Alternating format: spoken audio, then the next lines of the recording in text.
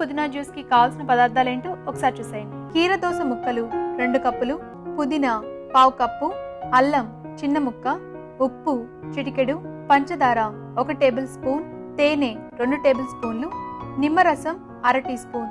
So ముందుగా చెక్కు అలాగే గింజలు కూడా రాకుండా మనం కీర ముక్కలు కట్ చేసి పెట్టుకున్నామండి. చెక్కు తీసేసి గింజలు కూడా తీసేసాం. అంటే గింజలతో సహా వేసుకుంటే బాగోదండి జ్యూస్?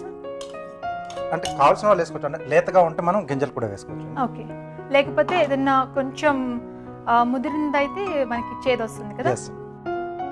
ఓకే, పుదీనా ఆకులు, అల్లం, కొద్దిగా ఉప్పు, అలాగే పంచదార. అంటే కొంచెం ఆ స్వీట్నెస్ కూడా ఉంటుందా? అవునండి. దీంట్లో నీళ్ళు పోసేసుకుని మిక్సీ పట్టాలి. ఐస్ క్యూబ్స్ కూడా కావాలనుకుంటే యాడ్ చేసుకోవచ్చా అండి మిక్సీ పట్టుకునేటప్పుడు? చాయిస్ అండి, చాయిస్. ఓకే రాజు గారు, మీరు మిక్సీ పట్టేయండి.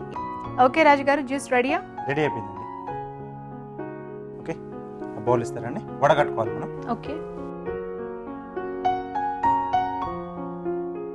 ఇక్కడ వాటర్ కూడా యాడ్ చేసుకొని మనం మిక్సీ పట్టుకున్నాం కదా. అవునండి.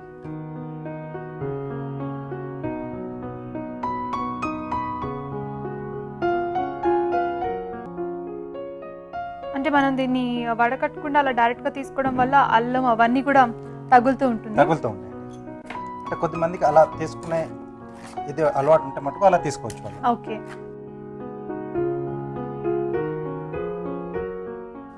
ఓకే. సో ఇప్పుడు దీంట్లో తేనె. ఈ జ్యూస్ మార్నింగ్ తీసుకుంటే బాగుంటుందా, ఈవినింగ్స్ బాగుంటుందా అండి జ్యూస్? సో ఇది బ్రేక్ఫాస్ట్ అయ్యాక తీసుకోవచ్చండి. ఓకే, అలాగే ఈవినింగ్ టైమ్స్లో కూడా తీసుకోవచ్చు. ఓకే, కొద్దిగా నిమ్మరసం, కొంచెం పులుపు కూడా కావాలి. చక్కగా పులుపు ఇంకా తీయగా ఉంటుంది అండ్ దాంతో పాటుగా పుదీనా ఘాటు, కొంచెం అల్లం కూడా వేసి. అల్లం. సో రెడీ అయిపోయిందండి. ఓకే, గ్లాస్ ఇస్తారా? ఓకే.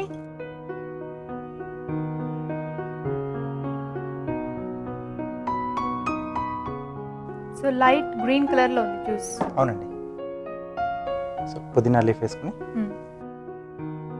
సో కొంతసేపు అలా ఫ్రిడ్జ్ లో పెట్టుకొని కూల్ గా సర్వ్ చేసుకోవచ్చు. తీసుకోవచ్చు. కానీ ఇది జ్యూస్ కాబట్టి ఎక్కువసేపు ఉంచకూడదు. సో ఎప్పుడు మనం ఫ్రెష్ గా తీసుకుంటేనే తయారు చేసిన వెంటనే తీసేసుకోవాలి జ్యూస్. ఓకే అండి, రెడీ అయిపోయింది. కీరా పుదీనా జ్యూస్ కి కావాల్సిన పదార్థాలు ఏంటో ఒకసారి చూసేయండి.